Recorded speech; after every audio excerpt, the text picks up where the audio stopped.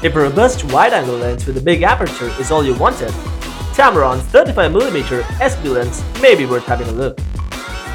Hey YouTubers, this is Abhishek for the Wheels and Chips, and this is a review about the Tamron 35mm f/1.8 Di VC USD SP Lens. There's a lot to show and a lot more to talk about, so what are we waiting for? When it comes to the build quality, the Tamron SP 35mm lens just nails it. Whether it's the alloy body or the metal mount or the corrosion resistance coating on the front and the bottom,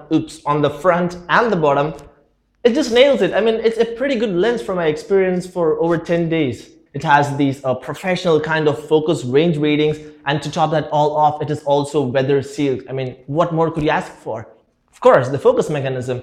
It has this very wide range of focus mechanism. If I'm going to compare it with the Canon or Nikon offerings, I'd say this one is really sweet. And I felt that, man, it's a great kick as prime lens. Even when compared with the 35mm or 50mm offerings in the higher price range from Canon, I'd say that this one is a beast. It comes with vibration compensation, something that you won't find in a standard prime lens, and about which I'll be covering in detail in the upcoming segment. So let's begin.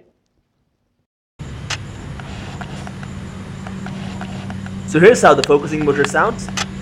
I wouldn't say it's quiet, but it's not noisy either. Although it's picked up by the internal microphone, as long as you use an external mic, you should be good. The focusing motor isn't blazing fast, but the speed is acceptable. And not to mention that we have placed the camera on contrast detection now. The image quality out of this lens is just beautiful. Its intermediate focal length allows you to use it as a regular lens, while the wide f/1.8 aperture can turn it into a portrait lens whenever you want it to. We especially use this lens as a casual one. Have a look at these samples over here. None of these were explicitly shot for publishing, but the image quality in these casual shots is just fantastic.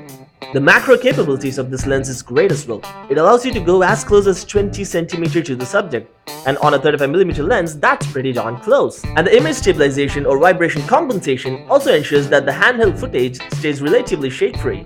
To be honest, we were pleased by the amount of details the advanced optics pulls out of our camera.